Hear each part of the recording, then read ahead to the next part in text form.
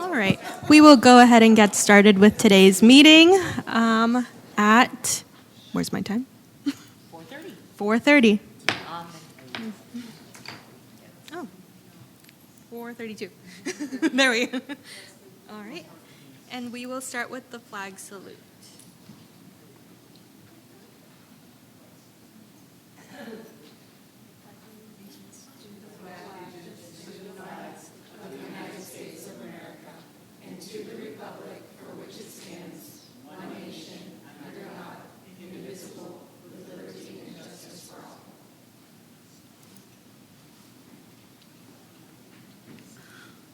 All right, roll call.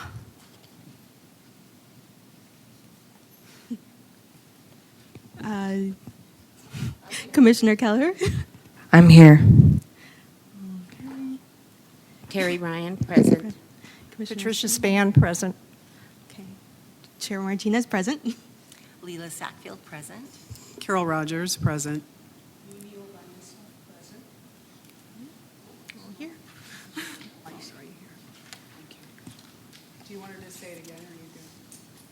Do you want Mimi to say it again, or are you good? Oh, no, it's okay. Yeah, thank you. Okay. And before we get started, I'm going to go ahead and move item number 3 to before item number 2. Or wait. Does she have a mic? Where is it? Which one was the item number 3? Okay. There we go. Item number 4. I want to move item number 4 to before item number 3. There we go.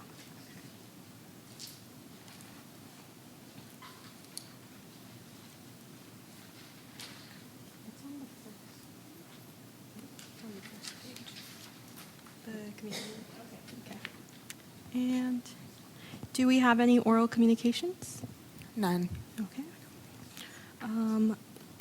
All right, and we can move forward with the approval of minutes. Yeah, it's on, but Yeah. Okay. We can move forward with the approval of minutes. I move to approve the minutes. Okay, I second that motion. Have the voting open?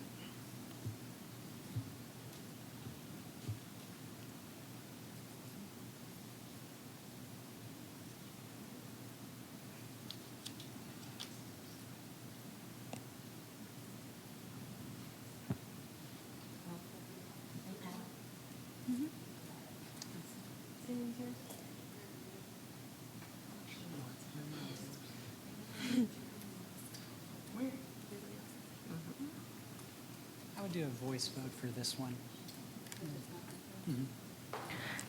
I approve. You want to go ahead and do the voice vote? That's okay. Okay, we'll go ahead and vote. Commissioner Kelleher approves. Okay. Commissioner Ryan approves. Approved? Okay, approved. Approved. Carol Rogers, yay. So it's approved 7-0. Okay.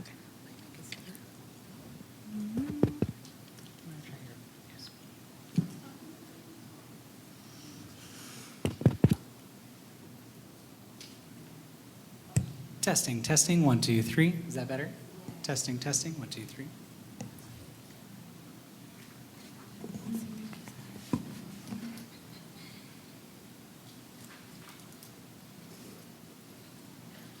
Okay, first item, dissolution of Public Art Commission subcommittees and increase in meeting frequency.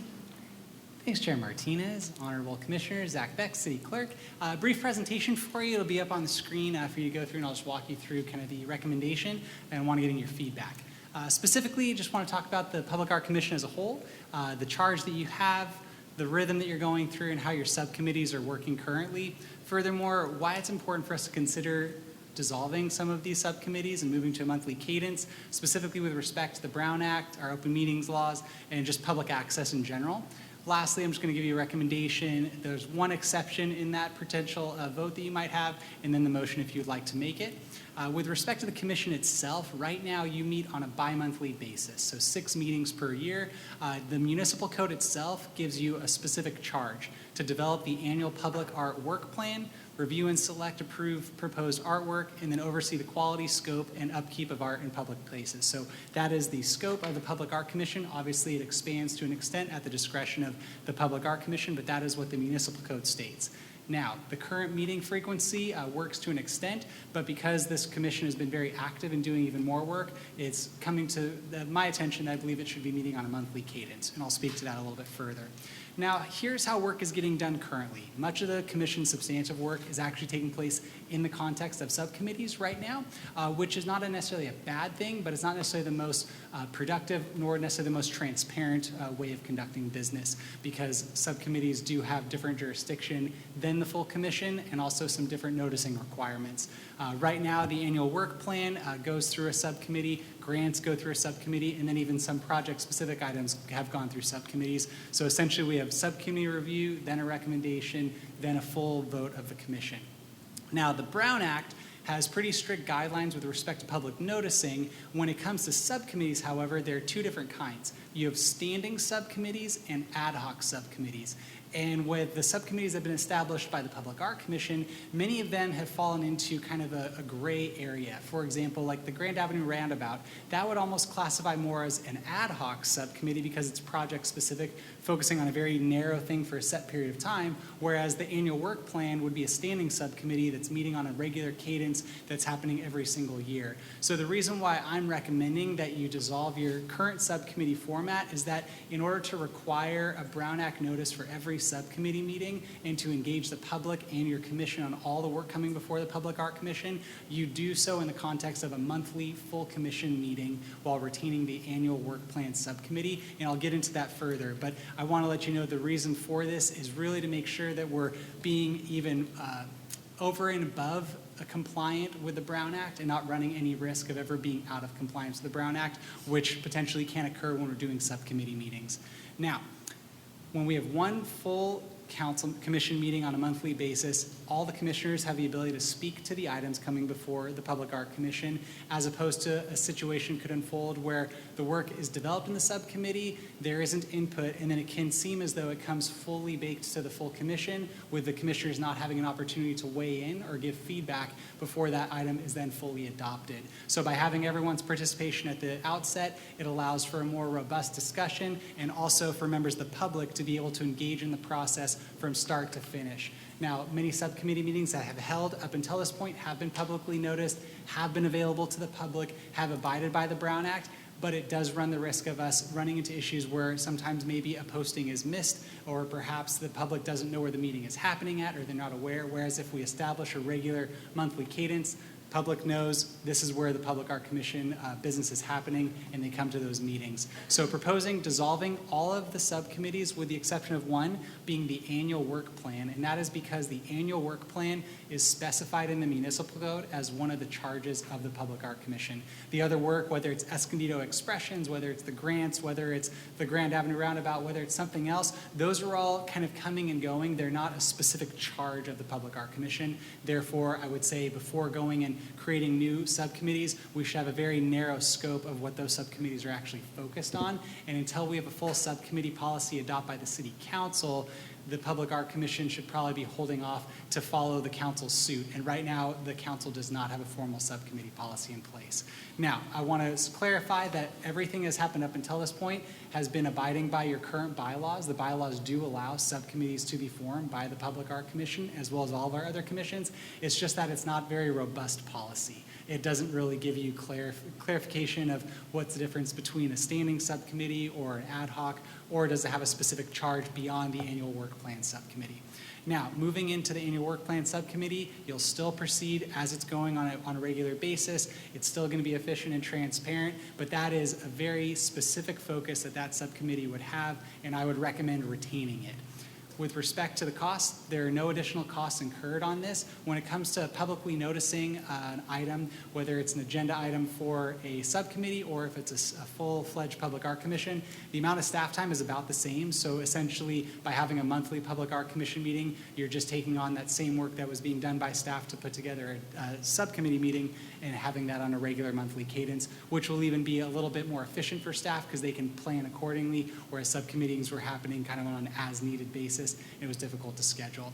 Now, this would go into effect immediately per the bylaws if the commission were to go in this direction. There's no further action required by the council. You as the commission get to set your meeting frequency. You get to set what committees or subcommittees that you have. So it's ultimately your jurisdiction and discretion. This is just my recommendation to you to try and make the commission even more efficient, to make it more effective and more transparent so that the public is engaged on all items coming before the commission.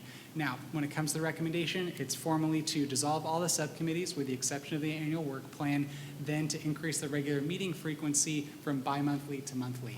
Now, you can adjust this as you see fit. That's totally up to the commission's discretion. You could wait to delay the implementation of monthly meetings until later in the year if you need time to adjust your own regular schedules accordingly, but it's ultimately up to your discretion, and I'm here to answer any questions that you might have. Thanks so much for bringing that. Whoa, sorry. Too much sound. Hello, testing. Okay. I think I definitely love most of the elements of this proposal, and I think that it does address some of the seemingly surprises that we've encountered as a commission. When, news has been brought forward from subcommittee work to the full commission. What I got excited for was like, oh, great, like the annual work plan will be, all together. Because, I think some of us have been surprised by elements of that, but I do understand there's a lot of, more meticulous work that goes into that than certain subcommittees. So I'm not I don't feel 100% about that exclusion in that sense, because it is exciting that we're moving towards this, That's my comment on that. I think I just have that feeling. Then also, I love the idea of having monthly meetings. I don't know if there's the ability to discuss now or perhaps after this moves forward, we can discuss timing, because I think even just shifting by a half hour, I think the city council meeting starts at 5 p.m. Mm-hmm. I think for some of us that have obligations before this meeting, it would provide a little flexibility, especially with the increased frequency. So those are my thoughts. I agree with you about moving the time. I'm retired, so any time works except before 8 a.m. But I think after 5 is perfectly acceptable with me. And we also want to always encourage that people that are still working apply and can make it work into their schedules. The second thing, I'm a little concerned about dissolving all of the subcommittees in case you have to do pre-work. In other words, with the boxes, for instance, we would drive separately and find perfect locations and bring it before this committee. And I'm concerned that it will take more times to get projects through. That's the part that bothers me the most, are the delays that may occur. But it's a good idea, except for that. Yeah, that's great.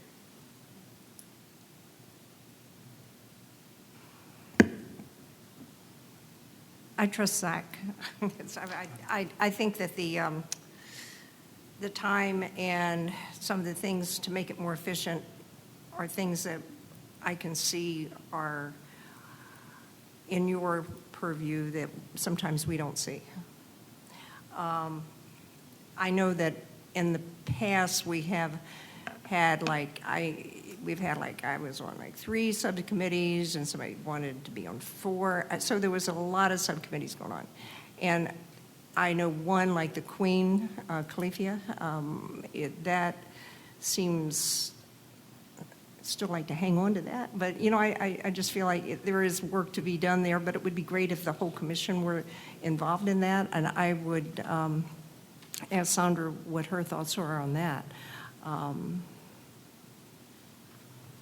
I think as staff, those concerns can be taken care of, where we make sure that with plenty of time, we bring projects forward so that you still have the same amount of time to get them processed and then be processed just as quickly. So, you know I'm hearing your concerns, and I'm going to make sure that I follow through with our schedule that way. So what I'm hearing is more meetings will mean that we'll have more time to discuss a project. So the time that we spend in a subcommittee meeting will be more brainstorming and more planning that will accomplish more in the long run. That's what we're hoping for, right? And there's nothing to say that we can't move back if it's not working, right? Correct, yeah. And to answer that question specifically, so by having a monthly cadence of meetings, essentially what it should be doing is instead of having a very robust agenda every 2 months, it should actually hopefully limit the amount of items on every agenda, so you have more time to discuss these items. So say the Escondido expressions, the boxes you want to bring forward an item, that could be discussed every month, and you could even have a standing item on your agenda to discuss that. In addition, with respect to moving back to subcommittees in the future, yes. What I would recommend is waiting until the council adopts their full subcommittee policy, and their intention right now is they have 11 subcommittees that have turned into a big beast over the last number of years, and I've recommended moving that down to 5 subcommittees with very specific oversight. So public safety, transportation, things along those lines. The Public Art Commission could go in that direction after they've tried monthly meetings for a while to see if they've been able to get the work done that they want done, but then it's not going to prevent you from starting a subcommittee in the future. I would just recommend waiting until the council has their policy. That's my recommendation. Thank you, Zach.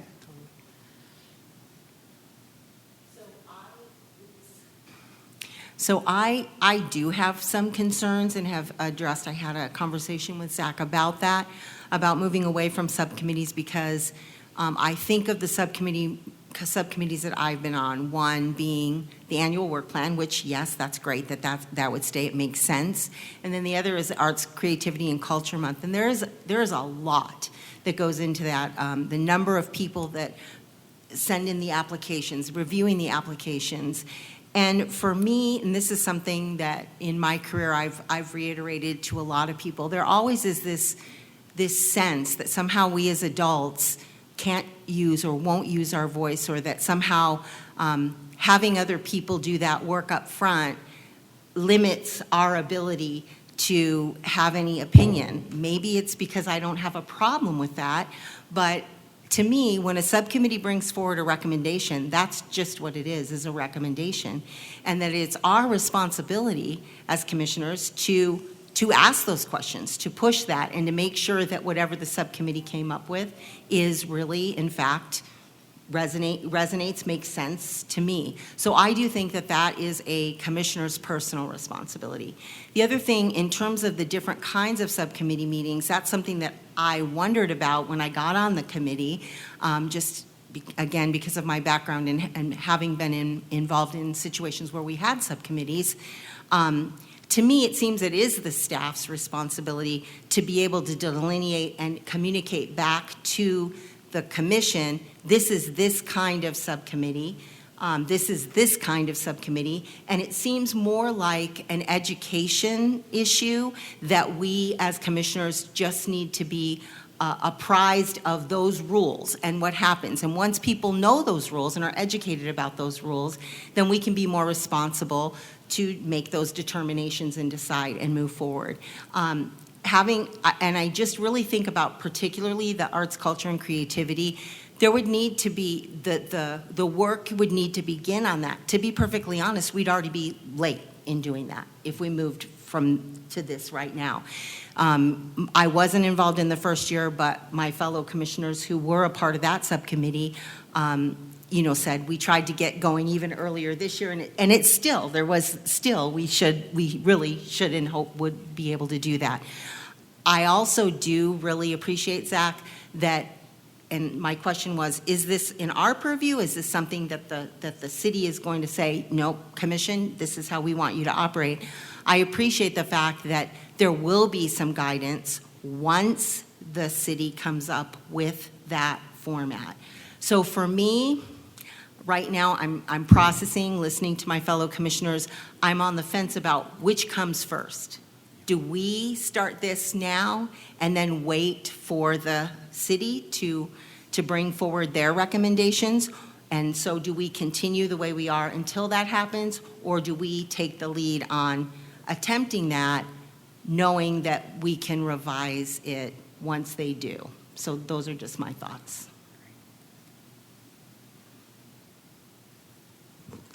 Lots of good thoughts.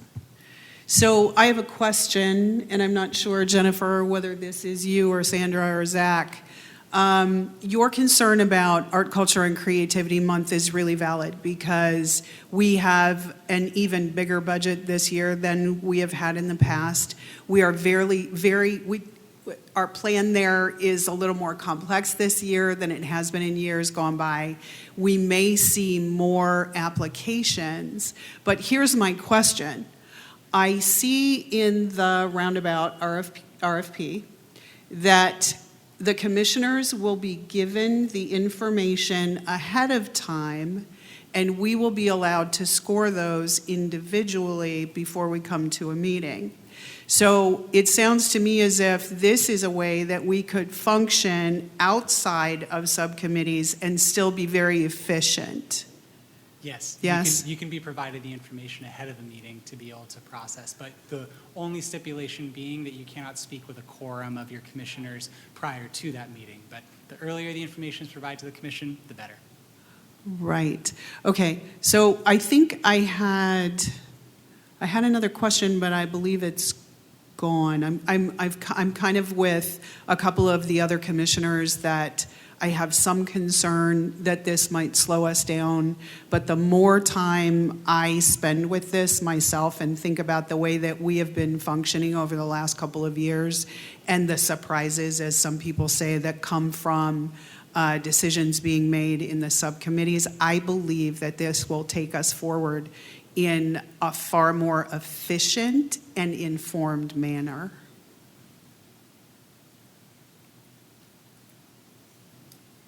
Just one thing, I think with respect to the Arts, Culture, and Creativity Month, having not been on that subcommittee, I would love to be involved. I'm willing to do the work.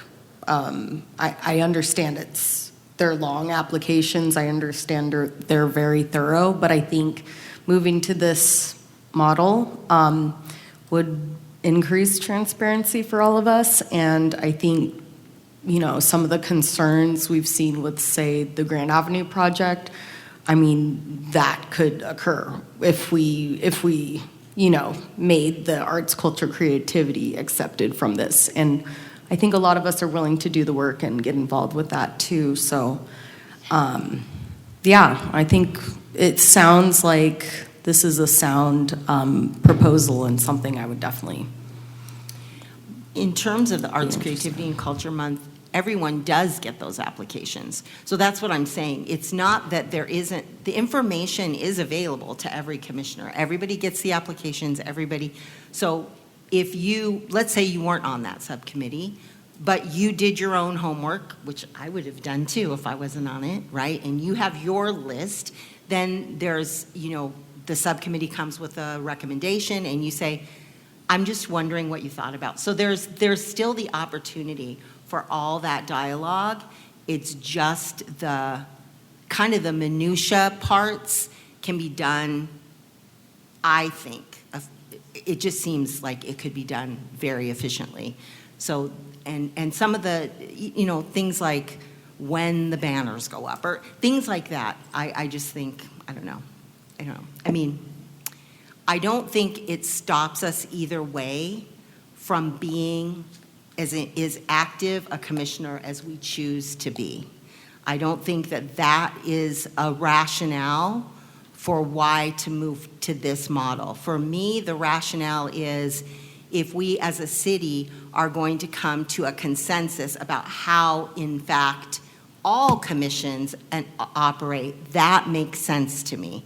But but I don't think, I do think in part, it's, as I said, an education issue, that maybe an orientation to that annually. You know, everybody forgets things, so having part of an annual meeting where, what are the roles and responsibilities? Basically what you just said, these are your 3 things. These are the 3 things that you have to do. Everything else is gravy, but these are the 3 things you're actually charged with doing, would help with that, and would help to not have some of what I'm hearing were surprises. And I also think ensuring that, you know, that the staff can figure out the timeliness of that, when those things need to be reminders. This is why we did this. This is the rules behind why we did this. That would have helped me, I think, in the long run. So that's what I think. Zach, thank you so much for the time that you're always putting into our committee and always presenting it in a very happy way. I mean, if you didn't say a word, I'd probably vote yes. But if we voted for this and we found it wasn't working for us, what steps would we have to take to get back to where we are now? So the same rules apply to implement this policy change as it would be to renege. So basically to go back in the other direction. That'd be up to the commission's discretion, but moving to monthly meetings, I think, is a good direction to go in for the work that this commission does. You're very active in actually moving the ball down the field, so I think that would be something I wouldn't anticipate you guys going back to bi-monthly, but you could. Subcommittee-wise, though, you definitely could create new subcommittees at a later time. Now, with respect to the subcommittee policy, those commissioners who have attended the council visioning workshop know that I have presented a subcommittee policy. This is in the review of the city manager's office. It's already fully fleshed out. It's essentially just waiting for city manager approval, and then it would go to full council for approval.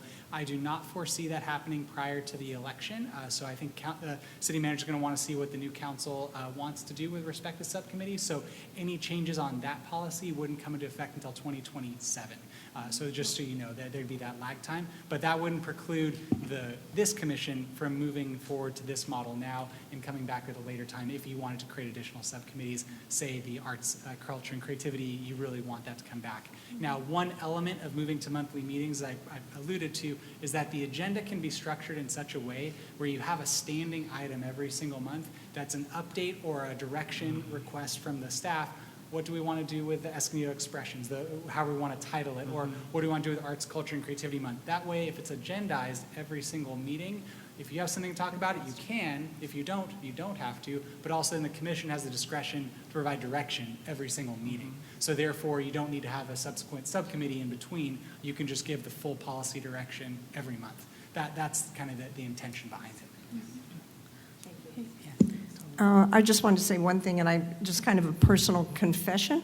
I kind of have been on the side sitting and not being in a subcommittee meeting, I hope I say this right, and come to the meeting and then just kind of head scratcher what's going on. I'd like to see how the sausage is made. I mean, you know, see what I hear what everyone has to say so we're all on the same page together. And I don't think I agree with Leland, but I do know that we're kind of unique in this way that they're having it every month, having our meetings every month will give us more. There was a time we had meetings every third month, and it was like, what did we talk about? Yeah. So this could keep us informed and just on the same page. And if I may add just to that, our library board of trustees meets on a monthly cadence, and if you're familiar with their work, they're very rigorous. They get a lot of things moving. They do not have subcommittees. They have the ability to create a subcommittee, but they do not. And just seeing their work product, they have a similar charge as you, and a commission group that is very animated, and they want to get a lot of stuff done. So it's all, there's precedent already set in that respect as well. Thank you, Zach. I am in agreement with various things here, and I would also shout out Commissioner Kellender's comment about the timing. I would prefer a 5 p.m. And you may, and actually, if I may, that, as part of this motion, if you were to, that would be something you ultimately could direct and make a change. The commission gets to determine the time. That's not a staff decision, the commission can, so you can make that change. You might want to, give That'd be staff like time to know they plan their calendars accordingly for the year, so just let them know, but you can make that direction. Thank you, Zach. Yeah, I do agree. A lot of the subcommittees, the schedule was a little bit, it wasn't set, right? So it makes it hard for folks to attend, who want to attend, want to give input on certain items. So I think this will help us move forward and allow for that public input for a lot of important projects that are coming up. So with that, I would be ready to make a motion to dissolve all current subcommittees except the annual work plan subcommittee and increase regular commission meetings from bi-monthly to monthly, effective immediately. I second that motion. Sure. There it goes. When we say monthly, does that preclude, like, for example, if there was a decision, say, that we wouldn't have a meeting in August, or we wouldn't have a meeting in December, does that allow the opportunity to decide not to meet for a particular month? Oh, yeah, you can cancel a meeting. Okay. That's, yeah, not a problem. Say if there's a scheduling conflict, if you're not going to have a quorum, but having the regular cadence of meetings, that you set that schedule and you can adjust it if needed. Thank you. Yeah, of course. Oh, yeah, Jack. Commissioner Martinez, you need to make sure that you say and move them to 5 p.m. when you make your motion, please. And move them to 5 p.m. Or if we want to start in September at 5 p.m. Totally up to the commission, totally up to the commission's discretion. So I think staff will defer to the commission if when you guys want to implement, but if that could be specified in the motion, that'd be helpful. I agree that delaying it, because some people already have plans during the summer, and I don't think delaying it a month or a couple of months is going to matter. I just want to point out that the timeline for the RFP considered having a meeting in August. Okay. So then we would, if you can make that decision to not have that meeting, but we would make sure that when we do discuss that item, that timeline would have to be adjusted. So we start the monthly meetings in August, but we start at 5 p.m. in September. It doesn't matter. I mean, if it works for everybody else, if it's not going to work for me, it's not going to work for me. So I would have to make a different decision about my life. That's, I think, to give city staff, since they book things out in advance. I think it gives them a bit more time.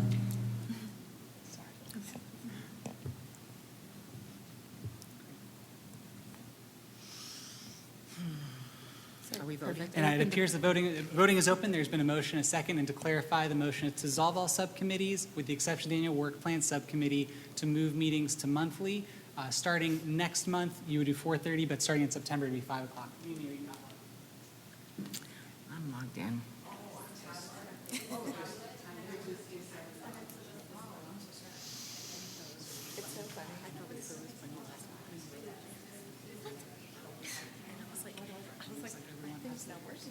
Oh my God, you were so funny.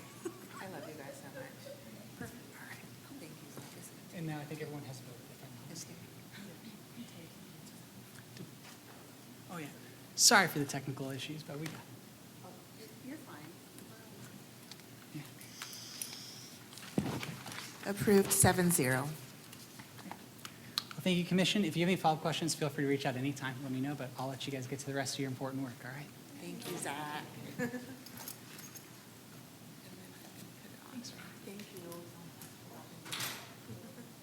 Next item, community requests, correction of fees.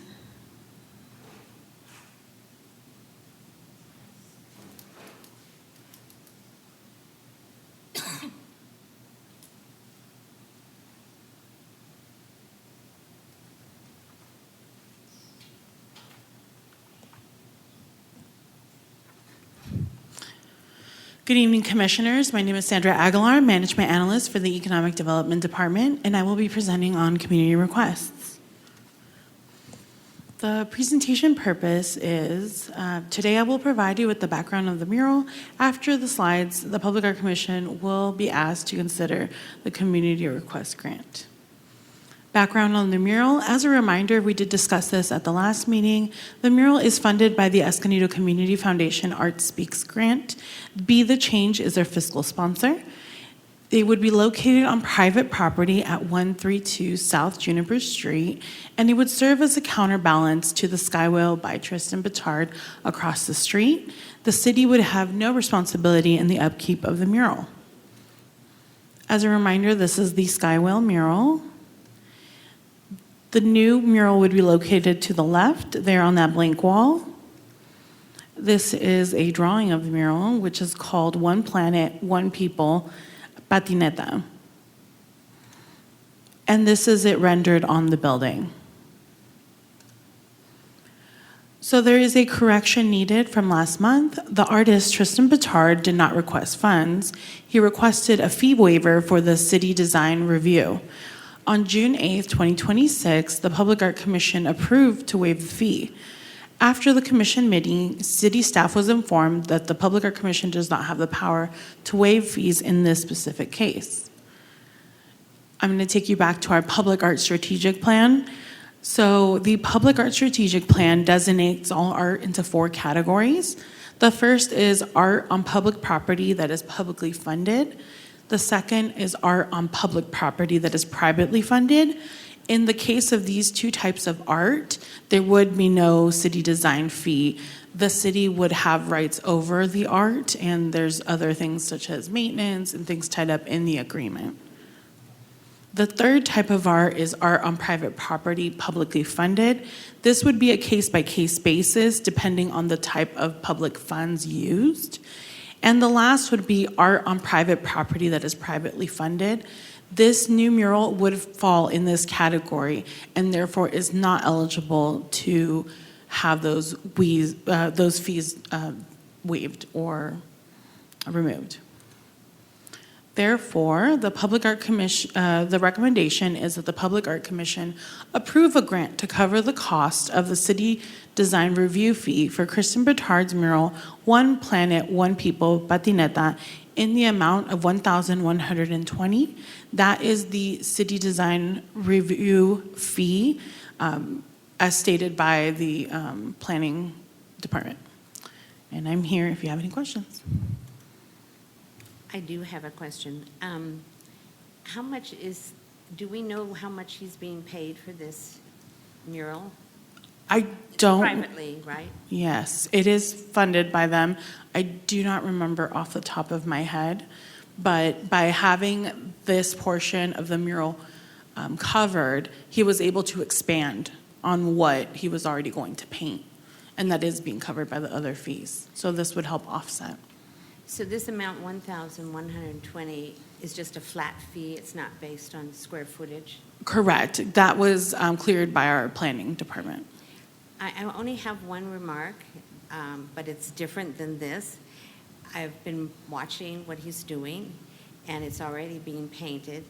But right now, one of the colors that has been painted, and I'm hoping it's a base coat, is a pink, not the color that he has demonstrated in the pictures that he gave us. Yeah, it may be a base coat. I can always check in with the Can you artist and check? let you know. Can you check with him? The color is a different hue, a different tone, and a different intensity than was shown to us. Ultimately, that is the mural that's in the city design review, so he would have to paint the same one. My best guess is that it's probably a base color. Thank you. I have a question. Where in our budget is this coming from? That would be decided on the Public Art Commission. We could pull that out of we have not formally moved all the funds out yet until the city council rearranges the budget, so there is still community request funds. And then one comment, Terry. From watching Tristan paint in the past, he layers to get his colors. That's what I was assuming, but I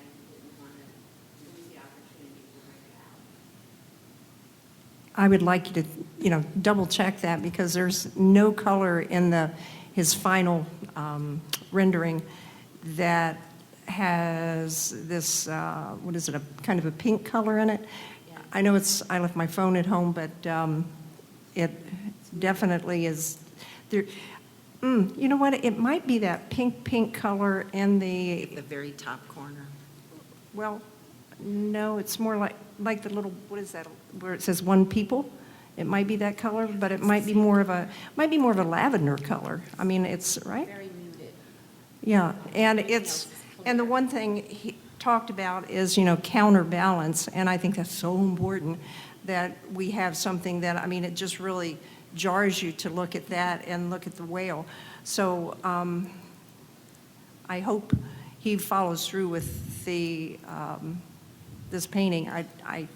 If that's the case, giving him money out of whatever fund, that's would work. But I would just be concerned that this is a painting we get.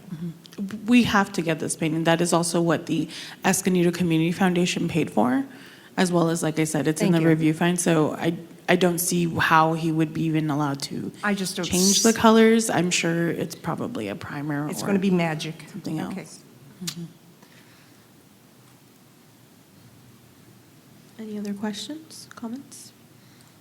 Well, when he came before us, we agreed to do this, and so it was by a mishap on our part, so he was assuming, and we all agreed that we would give this money, so I think it's our responsibility to do so, so I'll make a motion to move forward with that. I'll second that motion. The voting open? Mine says voting not open.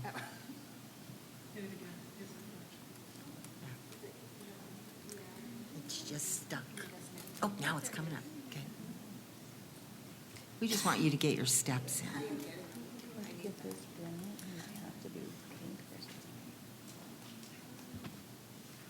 And it was approved 7-0.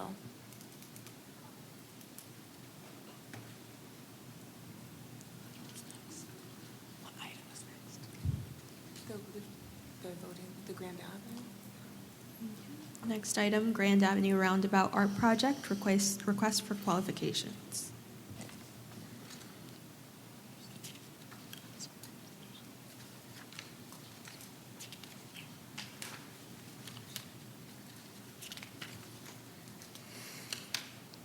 This presentation will go over the Grand Avenue Roundabout Art Project, request for proposals. I'm Nicolina Katanik, Department Specialist for the Economic Development Department. And I'm Sandra Aguilar, Management Analyst for Economic Development. This is the presentation agenda. We'll go over the purpose, top artist selection summary, Grand Avenue Roundabout Art Project timeline, and provide the commissioners with the recommended action. The project purpose is to create a signature roundabout art installation and 4 companion pieces that reflect the theme Authentically Escondido and celebrate the city's identity, co-created with the community by an experienced artist. The top artist selection purpose is to select an experienced artist capable of co-creating with the community through public input, delivering artwork that prioritizes traffic safety, and managing a project of this scale. Commissioners will make the selection based on the artist's submissions, qualifications, bodies of work, interview responses, and fit for the project based on community feedback. For our top artist selection summary, on November 13th, 2025, the subcommittee reconvened after reviewing all submissions, and city staff scored and provided professional recommendations on the artist they determined to be the best fit for the project. On November 17th, the Public Art Commission confirmed the recommendations of the subcommittee. The following artists were chosen: Michael Stutz, The Germ Lusts, and Right Art Studio. On March 9th, after reviewing the process, the Public Art Commission approved moving forward with the current amended RFQ. So we are currently in the first step of qualifications review. So on May 11th, 2026, the full Public Art Commission interviewed the 3 selected artists. On May 21st, public input began on concepts the community would like to see reflected in the final design. On June 8, during a special meeting, the Public Art Commission selected selection of a single artist was inconclusive. The commission voted to move all 3 artists to the RFP stage. Our new tentative timeline is this. On August 10th, 2026, the Public Art Commission approves final RFP. On August 17th, top 3 artists receive the final RFP documents and have 3 weeks to respond. On September 10th, submissions are published. On September 14th, at the Public Art Commission meeting, commissioners have a discussion. On October 2nd, commissioners turn in ratings to staff, and on October 12th, the Public Art Commission votes on a final recommendation. After that, we would move into the qualifications approval. So in between November and December of this year, the 2026, the City Council will consider the final artist and vote to approve or deny the Public Art Commission's recommendation. Following the City Council approval, the final artist will enter into an agreement with the city. The third step in this project timeline will be the artist outreach. Overseen by city staff, the final artist will begin their community outreach process, and the artist will present 3 renderings and maquettes for community feedback.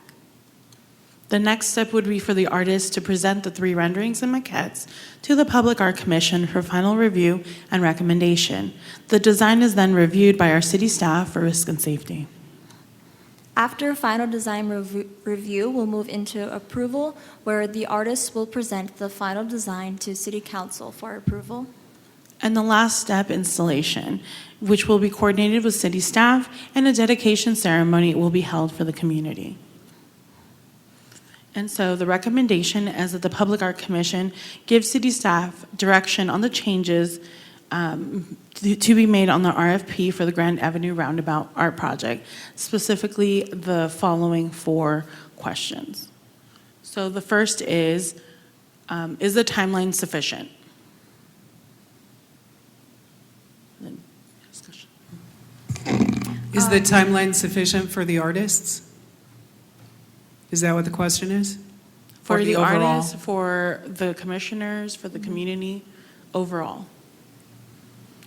I think we have to talk about the RFP and what the deliverables are before we could answer that question. And we can come back. So the next question would be, does the rubric need any adjustments?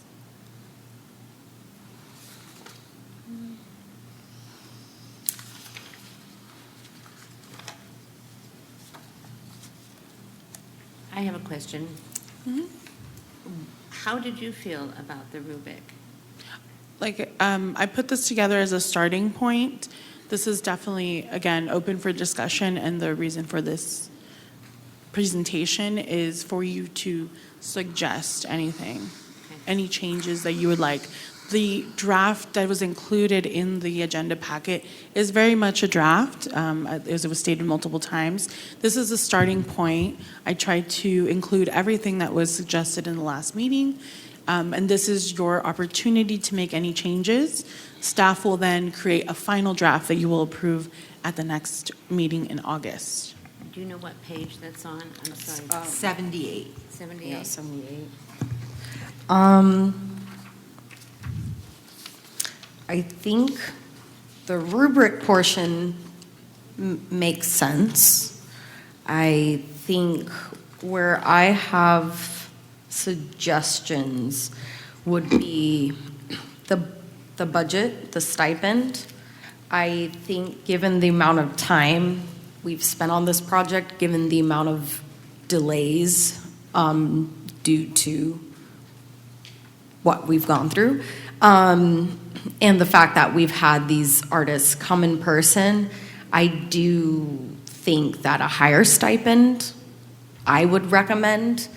I feel comfortable with the 2,000 range, given that we are asking for renderings, we are asking for more time. I do have a question, because you mentioned the artists would give a presentation of their renderings, and No, that would be once the final artist is selected. got it. They would give a presentation on the final designs, not Okay. at this stage, no. That helps, because I know one of the artists had a concern about in-person presentations. Since that last one, we didn't exactly expect to be in person, so I think that's fair. But I think, and I'd love to hear my commissioner's thoughts, I think 2,000 stipend, given that we are working on, I think, a faster timeline than an artist would expect from this type of process. And we definitely want to make sure we let them know that we value their time and we value their work. Sandra, I think the timeline is sufficient.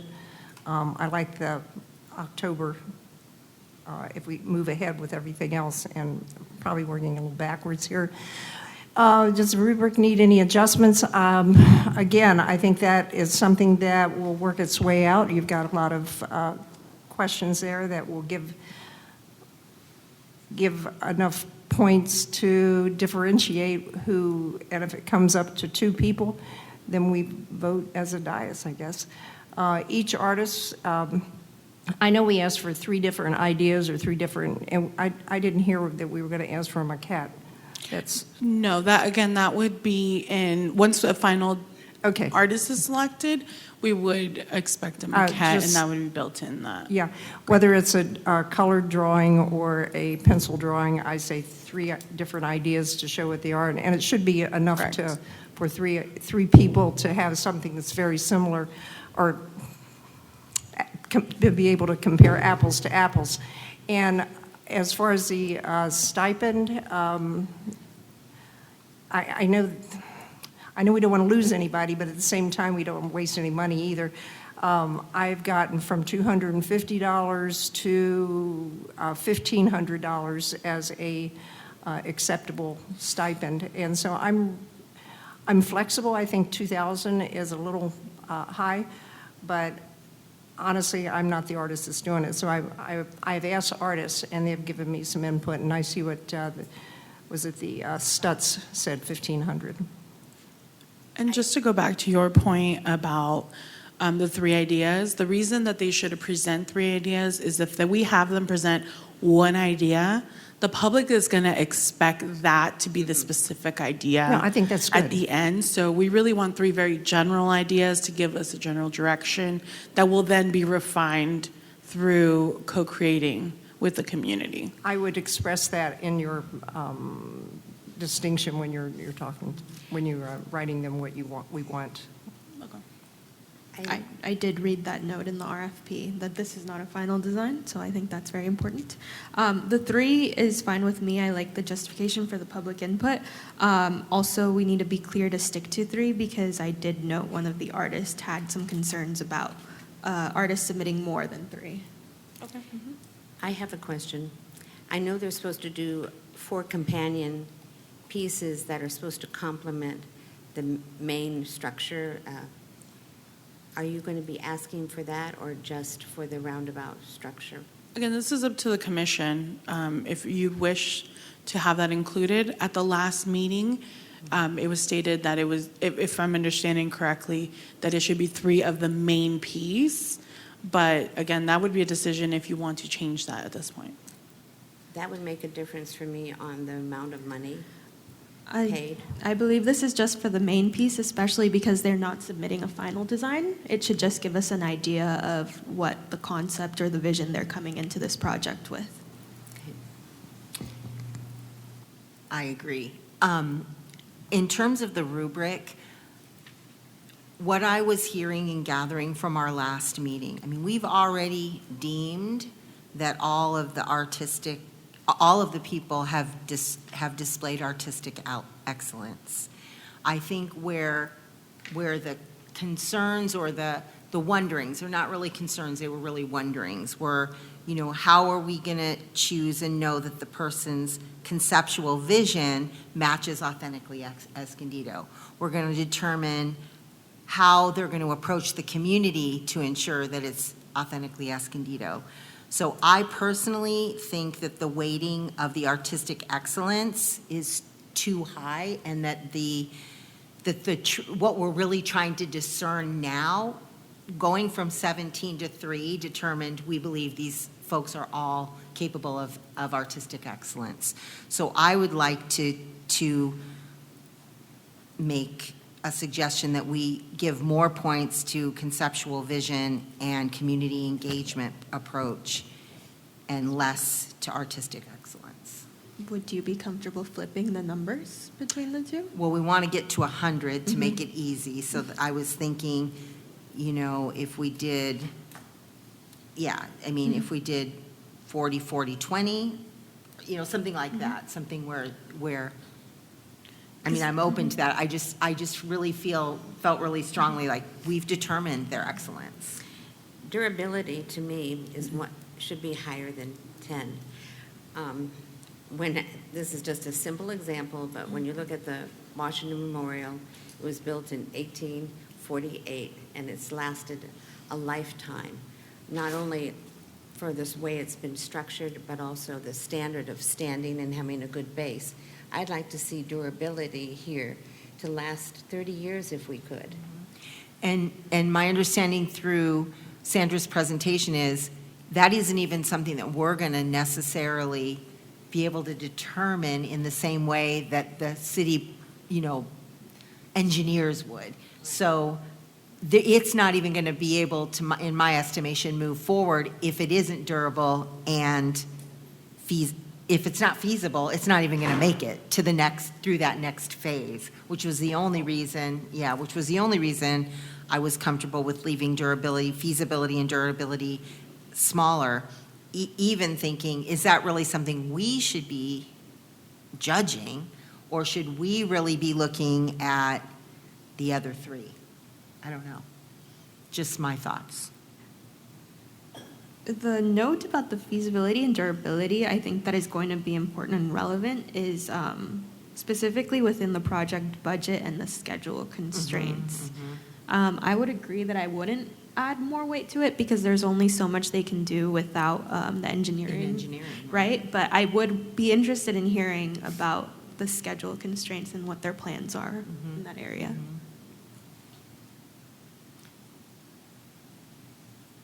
So maybe. I like the idea of flipping the artistic excellence and conceptual vision, so that artistic excellence is 25, conceptual vision is 40, community engagement. Yeah. How about 35, 35? Then you get, go ahead. Yeah, Yeah. I think it's, That's or 70. like 20, 40, no, 25, 40, I don't know. 25, 40 seems to Yeah, have that I'm- weight, because you make a really good point, is having that, connection to the theme, because you're spot on. These artists are of quality, are of excellence.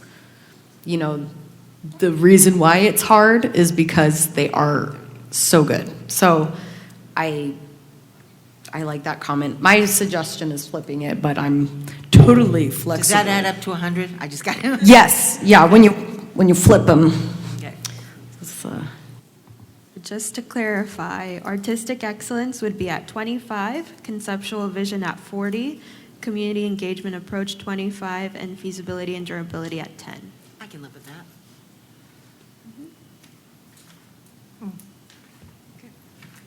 It'd be 40, 40, 20, 10. Correct? It would be, Did I, 25, 40, 25, 10. I'm sorry, can you repeat all of them? I just want to make sure, also for the record, that it's stated. It's artistic excellence 25, conceptual vision 40, community engagement approach 25, and feasibility and durability 10.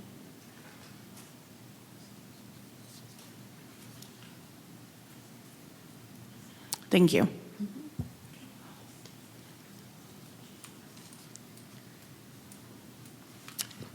We do have a speaker too, just before. oh, do you need to have them go now? Yes. If you don't mind. Are you ready to go up? And I'll call you. It's Katie Cohen, or Cowan? I'm sorry if I Cowan. pronounced it. I think it's on. Yeah. Hello? Oh, it is.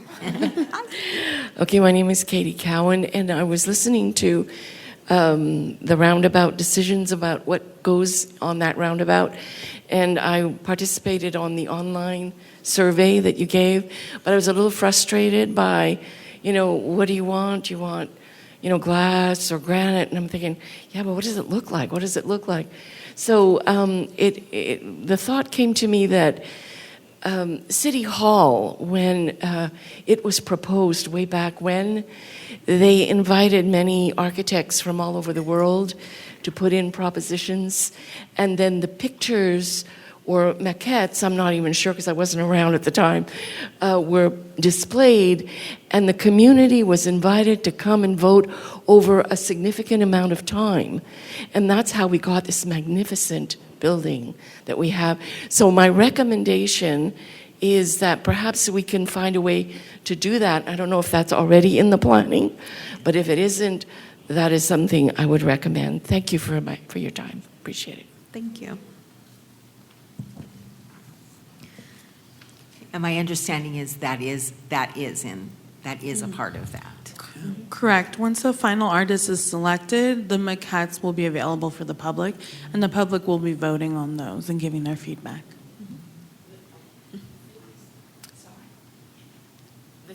The thing was that it wasn't only from one architect with several designs. It was several architects with their own unique designs. That's what was displayed at the time.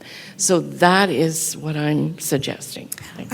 I see in the timeline that September 14th is we'll have a meeting, a public art commission meeting to discuss the submissions.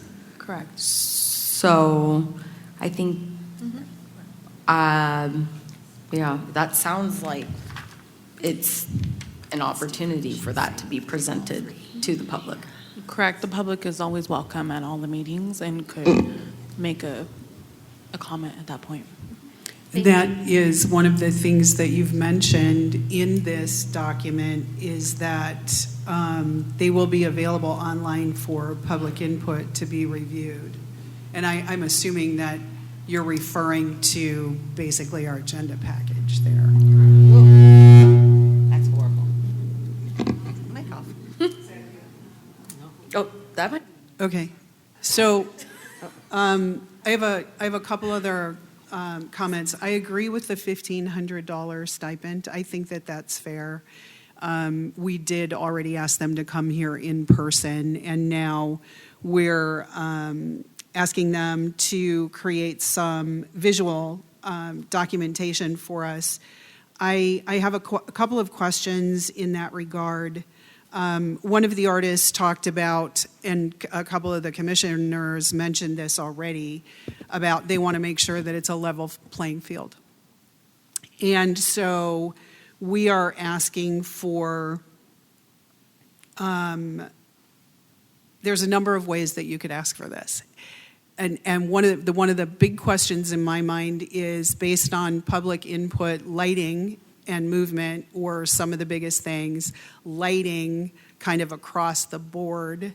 Are we at this point going to tell them whether our lighting is required, optional, or anything?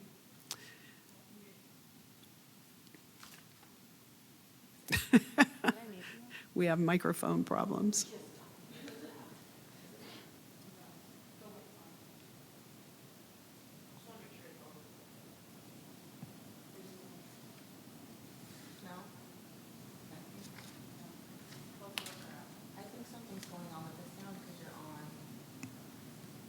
Are we? Yep, ours are on.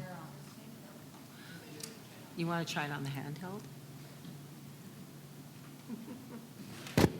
There Can you repeat the question? Can I repeat the question? Yes. Lighting. Are we going to say it's required, it's not, it's whatever? Is it important at this point? Commissioners can lean in on that. Yeah. That would be up to the commissioners at this point. Should it be woven into one of the rubric categories?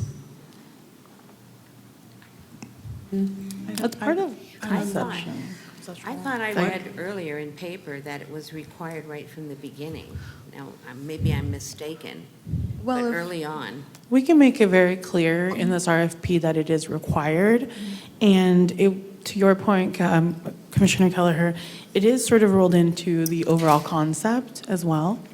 There's a mention of visibility in the project description. Right. No, the artists will get the, what the community input is, so they'll know Correct. that this was important to them, whether they put it in or not. And I'm thinking that some of the artists really are strong in lighting, and some of them aren't. So, I mean, you know, to put that on them, and they might come up with something that is less than, I think what they bring is what they bring. I have one more question also. Do we know yet height restrictions, width restrictions? I mean, I know that we're not getting into the engineering part of it, but if they're giving us an illustration and we're going to measure this on feasibility, we kind of need to know whether there is a specific criteria that would, just disqualify Correct. an idea. So as far as height restrictions, I believe it can be, for now, it's confirmed that it can be up to the highest building around that. So that's as high as we can go so far. With wind, it really depends on the specific art piece. For example, some of the pieces have, like if they have holes or patterns cut out that the wind would go through, that does allow for that height. They don't need a wind study. If they have something that's maybe a bit more solid, they may be required a wind study. Yeah, I think the artists understand their capabilities. I'm just saying if we have some basic restrictions for them, we're not engineering the thing, but, Yeah, one of the bullets does say understanding of safety, engineering, and site constraints. So if we're able to offer them info, I think, yeah. Correct. And it's also about making sure, again, a very talented artist who's done this before most likely has a team, as they spoke on that on their interviews. They have a team. If they don't have those skills, they have someone that they can lean on for those skills. It's just to make sure that they're understanding the scope of the work. And on the lighting, I believe several commissioners mentioned it when they came in person, so hopefully they would have caught on that it's important. Yeah, but we could, under the conceptual vision, we could add a bullet that says something like incorporation and consideration of community input, and so then it's on the onus to them and they know because they were here, right, that lighting was important, that movement, but just something that reminds them that you're also going to be judged on what our community input already has been. Yeah, but in terms of our rubric, under conceptual vision. I have a comment, Sandra. In reading and reviewing all the paperwork that was given this past month, really, because I'm new to all this, I think it's pretty clear as to what was said as far as what was needed from the artists to present to the public, right? Mm-hmm. And I think when you took a survey of the artists, of the work and the artists, wasn't it quite clear as to the lighting and the movement and what was priority to the community? Well, that's so wouldn't that be Correct. right away considered rather than, I understand again, it's a matter of engineering as far as even the footing because of the height and so forth. But my understanding is, maybe I was misreading it, that all of this has been already predetermined in a way. Correct. So And when you had the suggestion for the RFP and the responses, just these recent responses from the three artists, their concern, I think it was mostly, from my understanding, time constraint as far as, the amount of time, which to me, I believe, is really not quite sufficient for them to come up with 3 different designs, given the time constraint, and then for us to be able to vote on all of that. So everything else is quite clear, and they just need, like, what is the height limitation, whether it would be lighted, what the footing is. I think they need more of a, Box, like yeah. more solidify priorities to be able to show the public and the community what they can put forth. Yeah, and I believe the height has not been clarified to the artist, so I can make sure to check with our team, have that in writing included in the RFP. As far as the plans for the roundabout, those were the plans before it was built were given to all the artists. That was included. I can make sure that both the input is one of the attachments to this RFP. Right, I can make sure that the plans that we have on file are also attached to the RFP. So those have been available to the artists. I have sent them. Is there an indication of sightline and clearance? Do the artists know that? I'll have to double check on that. Okay.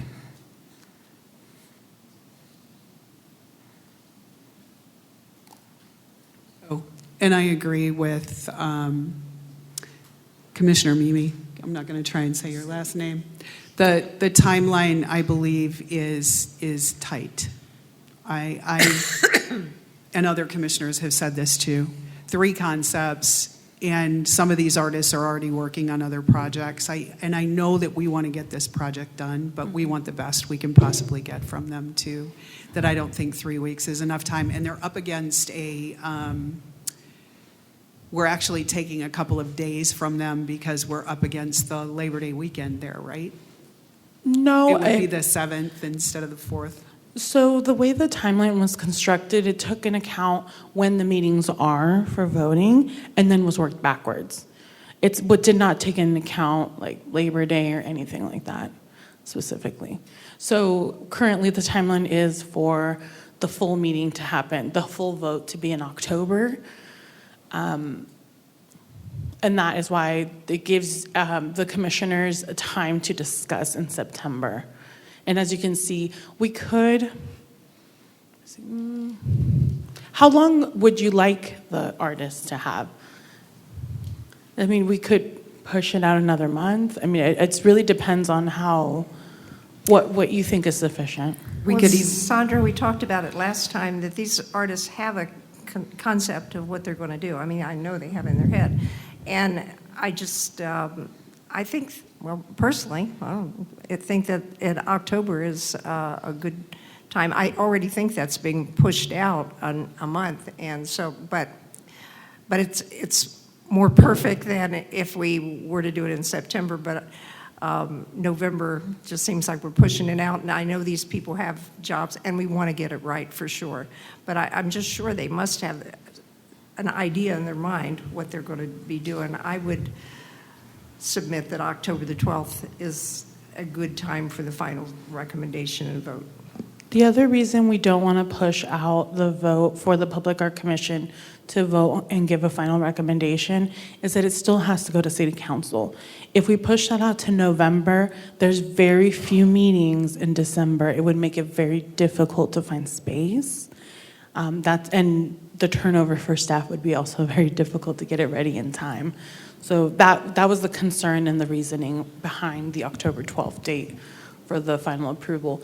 Now we can give them more time, but that would eliminate the September 14th discussion. Other than you can discuss, but we may not have the submissions in time. They have to be in time to be published on September 10th. I think to bring it back to the argument for more money, because it's, that truncated timeline in the sense of, we're asking this of them. But then also, and I'm just talking out loud here, like, could we push our October meeting a touch to allow like a touch more time, you know? Can I add to that? I Yeah. was going to ask if we could push our September meeting because you're giving us 3 weeks to grade all of the submissions, which I don't think we need 3 weeks. Agreed. So if we push our September meeting, lower our time to review the submissions and give them maybe 1 or 2 extra weeks to work on their RFPs. How many weeks? How much time do you need? I think whatever time, I agree with Commissioner, whatever time is needed or taken away from ours to be allocated to the artists because of, and I agree with Commissioner Keller, because I think also a little bit more money might be more motivation for them to then really, come up with, I mean, we're asking for 3 different designs, and they're from each of their responses to your email, I see that they all also are in the middle of other projects. So is to be able to give them a motivation, maybe a bit more money or whatever, the budget is, which I have no idea. But, to be able to do that, maybe to take away those 2 weeks from us. I honestly don't think any of us need 3 weeks to sit on this. Usually looking at it when we get the email. Right? Would a week would be sufficient, 1 week, for you to grade and return that to staff in order to publish in time? Personally, I think so.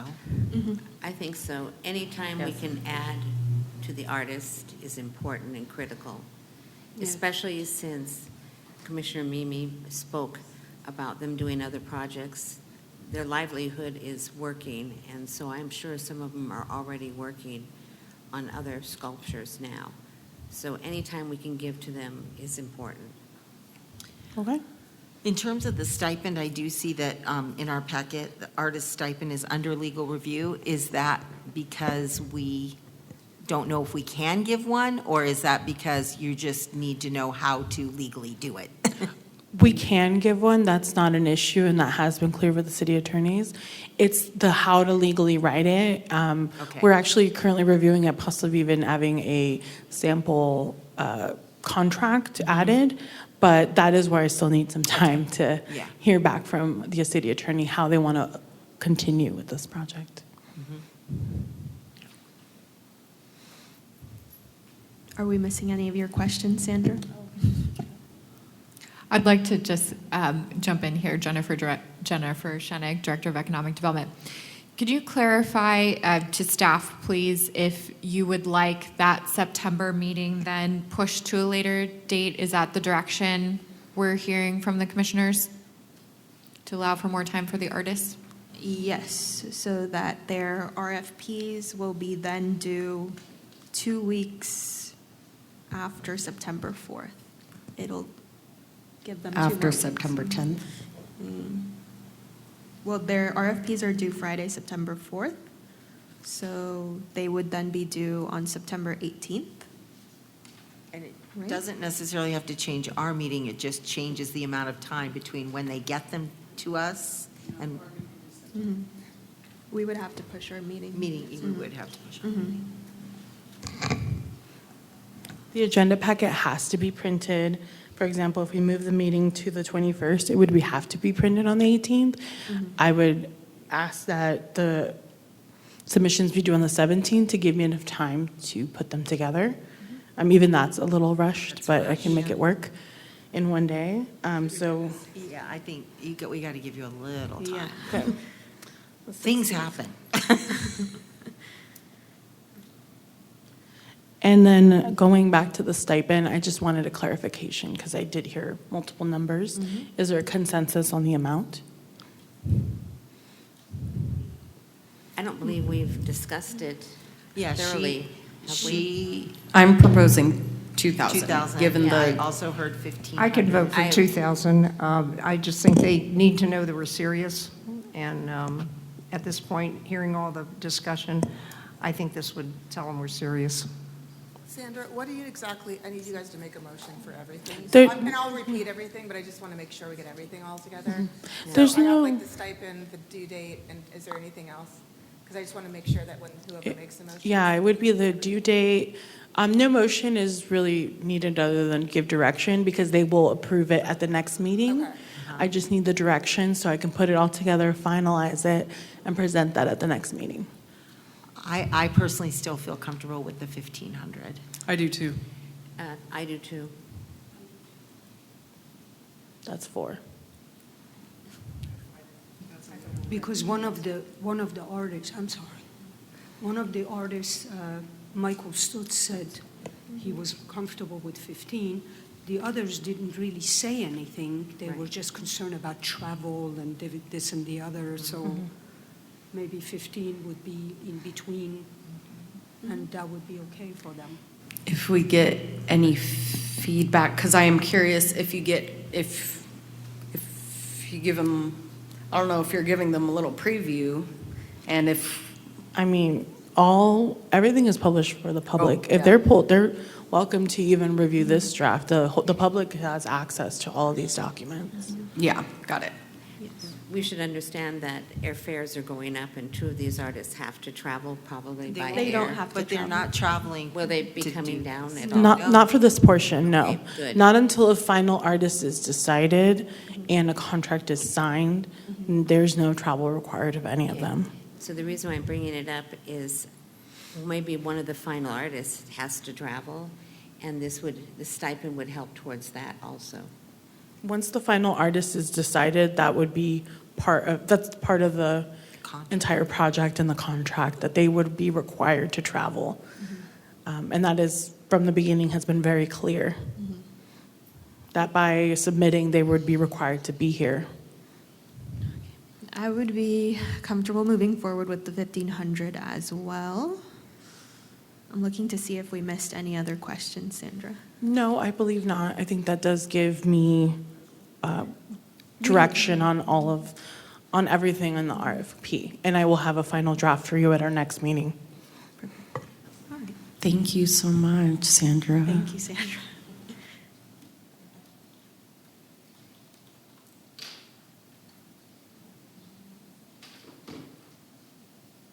Okay. Next item, Escondido Creek Trail Art Project.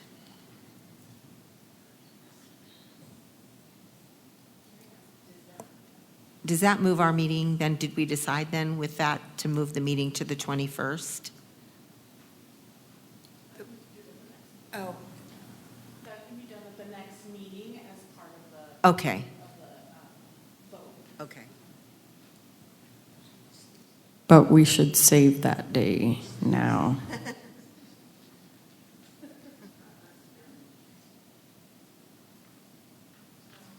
I think, I'm going to have to put in with him, because I think yours died, because yeah. I think something's happened with the sound altogether. No, No, but hers isn't working either. I know. Good evening, Commissioners. I'm Sandra Aguilar, Management Analyst for the Economic Development Department. I'll just present it. And I'll be presenting on the Escondido Creek Trail Art Project. This is today's agenda for this presentation. And the presentation purpose is to update the Public Art Commission on the Escondido Creek Trail Art Project. The project purpose is to enrich the Escondido Creek Trail through the integration of public art. Creative installations will enhance the trail's visual character, celebrate the community, and strengthen the corridor's environmental, cultural, and recreational value. All new art added to the Escondido Creek Trail will follow the theme of flora and fauna to create a cohesive look to the space. These are currently the request for proposal details. This RFP did go to the subcommittee and has been reviewed. These details are updated since the project was put on pause and then moved forward, but the same amount of space has been allotted. So this RFP would go out this week. And as you can see, we would have a time for questions. We would then have responses posted. The proposals would be due on August 21st, and then the commission would score all of the proposals per the rubric. The Public Art Commission would then have final approval on September 14th meeting, which would be updated. And then we anticipate installation between October and May. The reason that it is such a large installation time is because multiples of these projects may need additional permitting. Mid-October is our rainy season, so that also gives the artists time to adjust to their schedules of work as well as the rain schedule. The art award amounts for one sculpture would be $30,000. For the neighborhood healthcare mural, it was increased to $150,000. The Escondido Creek Trail murals would be $100,000, and that would be a series of 3 to 5 murals, depending on what the artist selects to present. They all have to be related, or they can be the same thing. The sizes can be very different. That is why it's sort of open to 3 to 5 murals. The artist wants to do even more murals than that, they're also welcome to, but the suggestion is 3 to 5 murals.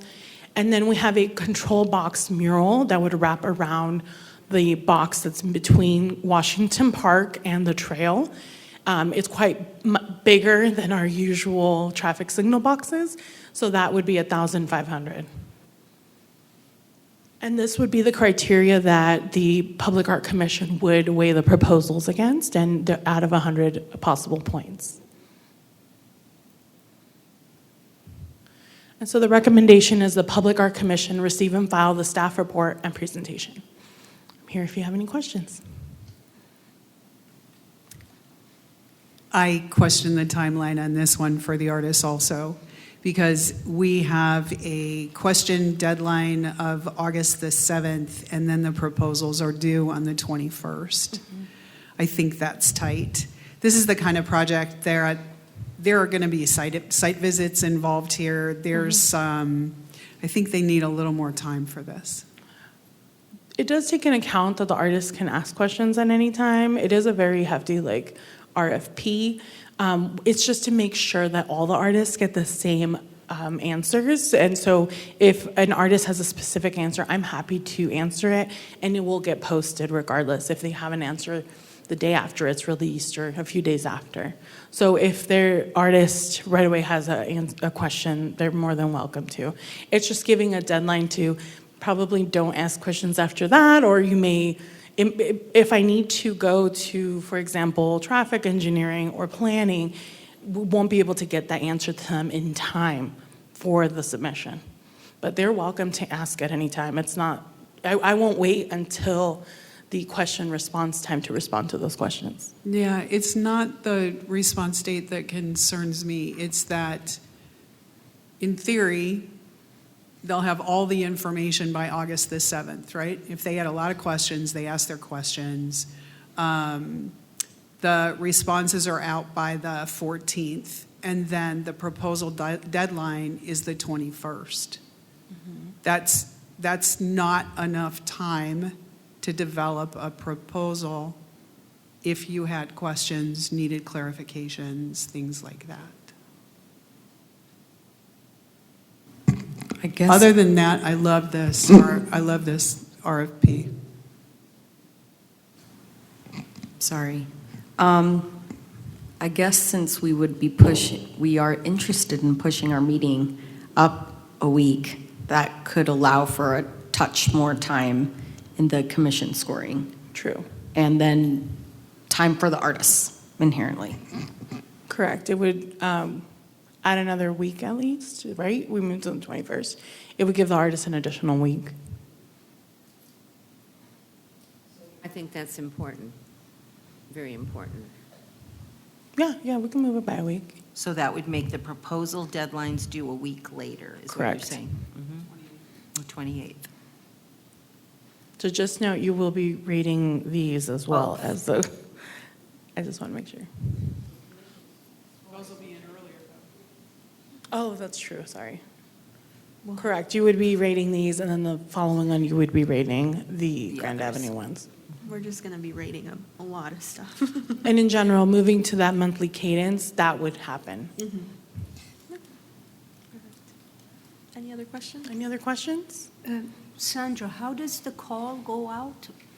I posted on the city website. Any artist that has emailed me since I've been in office, I save their emails, and I do send those emails actually personally to the artists. It also goes out to our groups. It goes out to all the commissioners to share with their personal networks. We post it on the city website. We share it with all our partners. So there's a big reach. We do certain tabling events, and we will also be sharing that with the community. So we do our best to make sure all our artist groups know, all our business groups know, to make sure that we get cast a wide net. Do you include artists that have exhibited here at the? If they have emailed me, yes. I have their contact information, therefore I do send it to them. And the commission is welcome to send it to whomever you'd like as well. We also often tell the press about the request for proposals going out, so sometimes we'll get a news story with local media. Mm-hmm. Any other questions?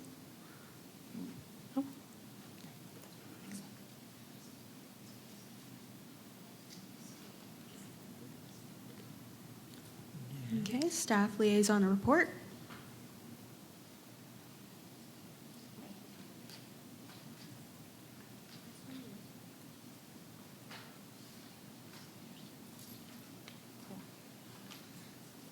Good evening, Commissioners. I'm Sandra Aguilar, Management Analyst for the Economic Development Department.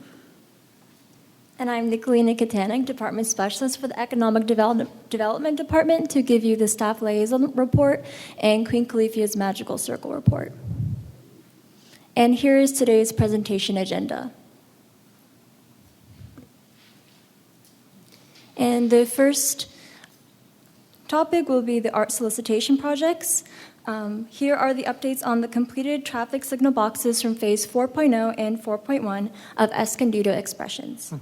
2 traffic signal boxes are currently being painted, and once completed, the program will have grown to 40 traffic boxes, 20 of which were painted in this fiscal year. The first box that I will be presenting is Florifana by Melissa Vaughan, which is located on Bear Valley Parkway and Mary Lane. The second box is Busy Bees by Marty Doglio, which is located on Woodward Avenue and North Escondido Boulevard. The third box is Built to Last by Sean Flannery, which is located on East 5th Avenue and South Juniper Street. The next box is Groves and Bees by Becca Dwyer, which is located on South Escondido Boulevard and West 13th Avenue. The next box is Ibis by Becca Dwyer, which is located on El Norte Parkway and North Broadway. The next box is Palomar Observatory by Sarah Bond, which is located on East Valley Parkway and Bear Valley Parkway. And the city staff has worked diligently to photograph each box and update the public art maps. All 40 boxes are now viewable on the public art maps.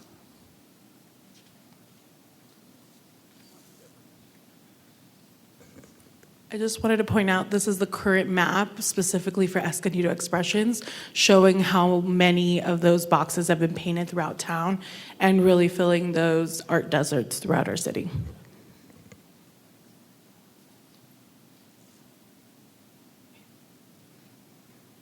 Next is Art Speaks through the Escondido Community Foundation. So the artist Tim Tuplov has completed the mural on the Escondido Library. City staff and Escondido Community Foundation are working on plans for a special bookmark to be gifted to the public to commemorate the mural's dedication and the library reopening, which will take place on August 1st at 10 a.m.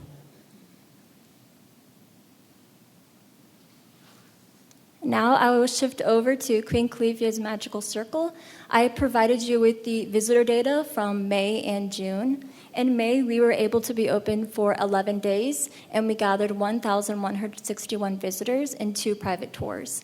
In June, we were open for 10 days and gathered 1,993 visitors and 3 private tours.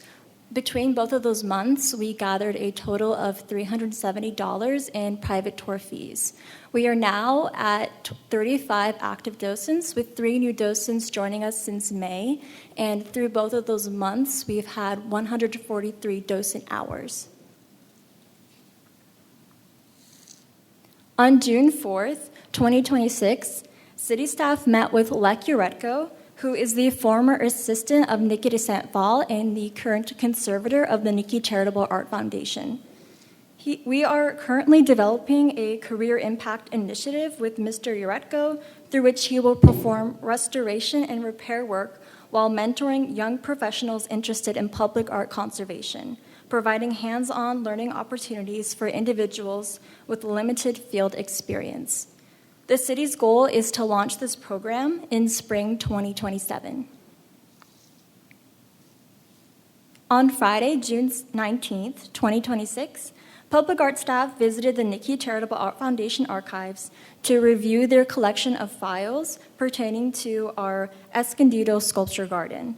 The foundation generously offered scans of any articles staff requested, and staff will return in the coming months to learn more about the art and the sculpture garden. On Thursday, June 25th, 2026, 52 youth day campers joined us at our garden, touring around, doing scavenger hunts, learning mosaic basics, and creating mosaic and watercolor art projects. Summer 2025 marked the first time these campers visited Art Circle, and we hope to continue this tradition. With the help of 3 volunteer docents, everyone was able to learn and, most importantly, enjoy their trip. On Friday, August 14th, from 6 to 8 p.m., we will be hosting a special summer Twilight Poetry event. One of our docents, who is also an accomplished poet, has organized this public event and has invited 4 established poets to read their poetry aloud. If you love poetry, please join us. I also provided everyone with the flyer, so if you want to disseminate this information to anyone else, please feel free.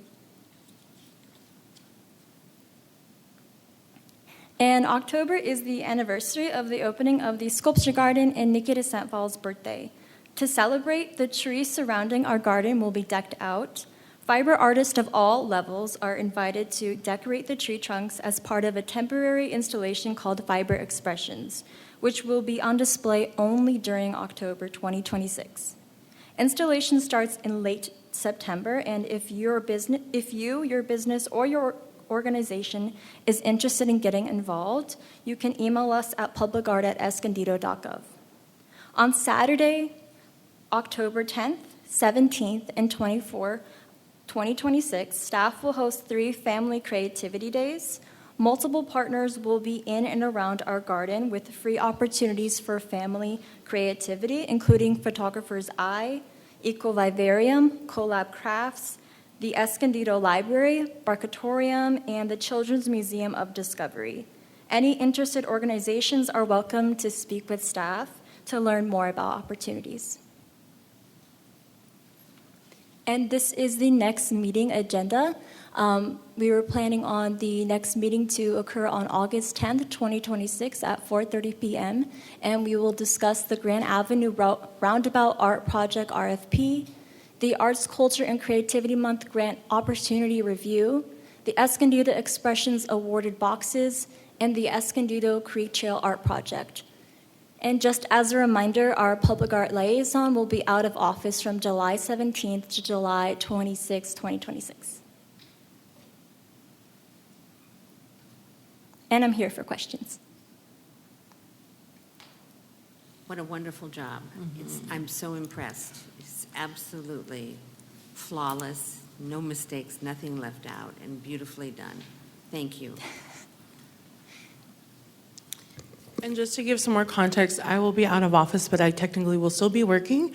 I will be in Oaxaca with our Friendship Cities initiative, bringing back arts, culture, and a lot of the practices, sharing with them.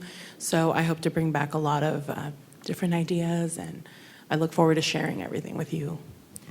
And to that point, Sandra, do you mind elaborating on the local nonprofit group that was funded through the initiative that will be going for the cultural exchange?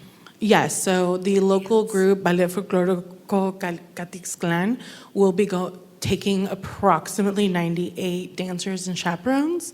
They will be performing on one of the main stages. They will be taking part in some cultural workshops. They will be part of the parade. They will be in some of the different demonstrations. So they are also gathering that information and will be traveling with the group, meeting local artists, culture bearers, and creative workers there. So we really look forward to that.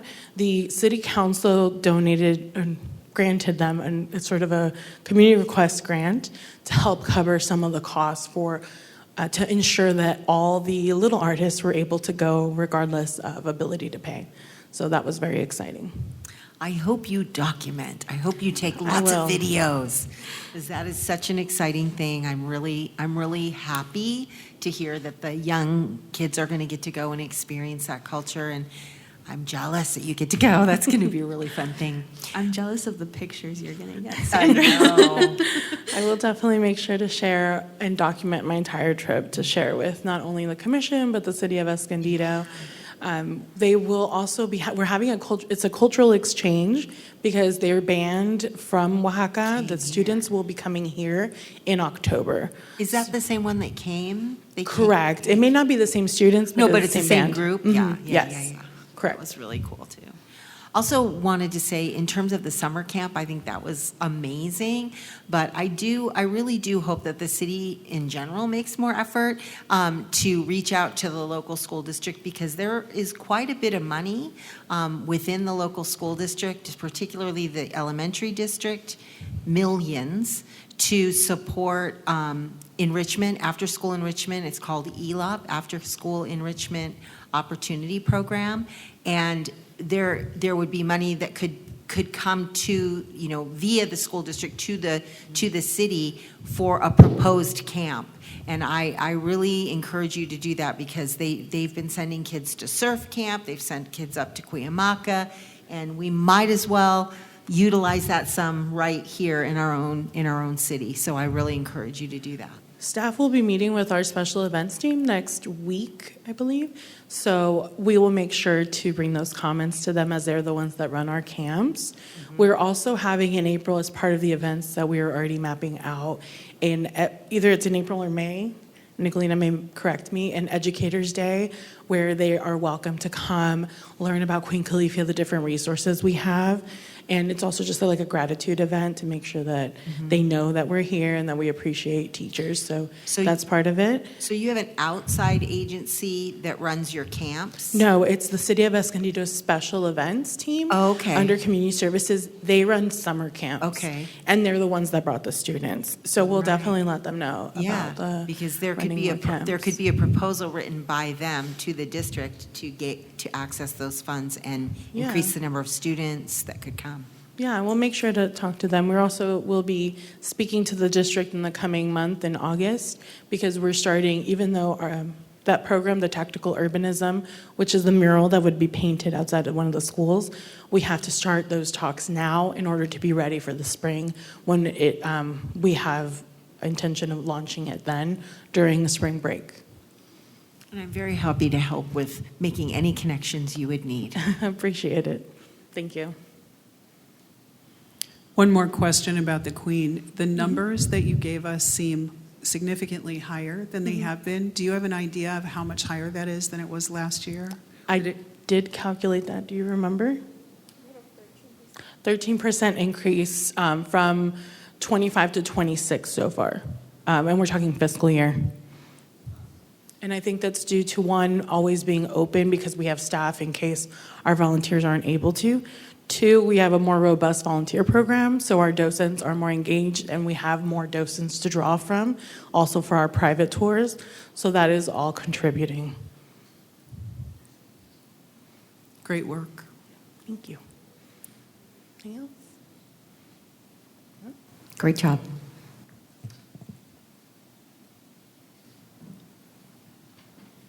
Does anyone have anything for a future agenda item?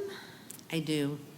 Okay, this is the last time I'm going to bring this up, and I feel really strong about it. I'd like it on the next agenda. I tried to bring it up at our last meeting, but we were very busy. We're still very busy, and we are going to be very busy. But it deals with the last box that I had in my mind, and with great passion, I wanted to have boundary boxes, the furthest points I could find around Escondido.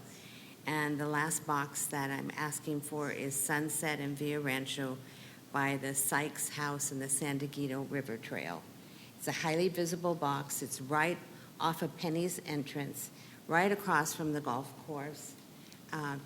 I guess it's teeing off. I don't know what they're doing, driving. It's a driving range. But this box would bring vitality to people coming into Escondido. As I said, it's highly visible from both sides of the road, coming right off of the freeway. But it would point out an early first, I think it's one of the first settlers, the Sykes home in Escondido. The family is still living in Escondido, believe it or not. And then it also highlights the Escondido River Trail, which has great popularity and offers families horseback riding, bike riding. Anyway, it's the last box to do. As you know, we've taken a pause on doing the boxes. So I would like to have that on the future agenda. You need a second to get it on the agenda, but. Oh, mine's the first. I did want to state we could, and I think we had maybe discussed this, I don't remember. Maybe I did, I just thought about it. And we could roll any additional boxes into our Arts, Culture, and Creativity Month grants as pieces of art that must be painted in April. So that's another thought. That way it would all be reviewed at the same time. Okay. My tenure, my time is up in March. I'm not sure if I'm going to renew. This is my 6th year, so I'm not sure I would be here.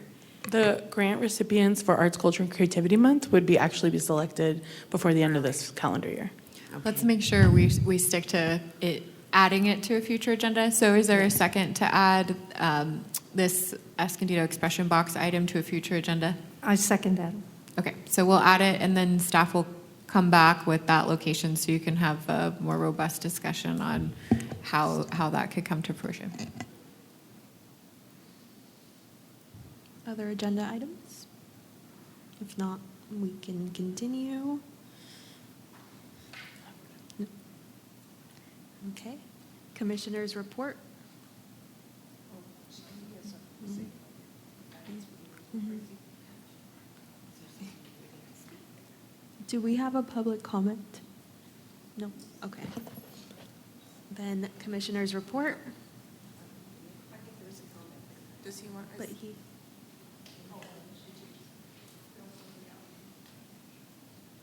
Yeah, we have somebody waiting for a comment. You have to fill out the public comment. I will fill that out as soon as I'm done. Just James Spann, as past Historic Preservation Commissioner and Chair, I just want to say the last box that Sean did is a real inspiration. It is truly Escondido history, and art should reflect history.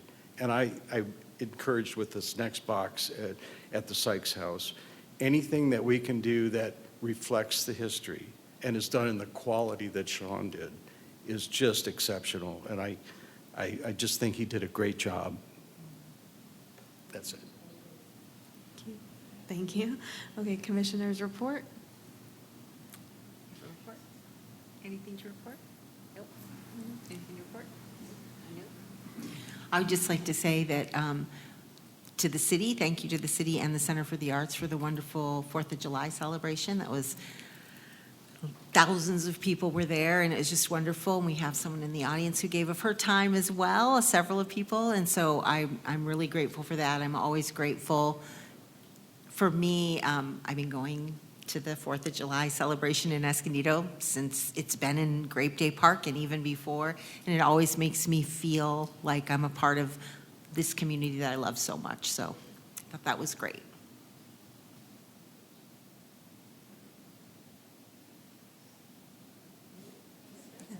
Anything to share? No.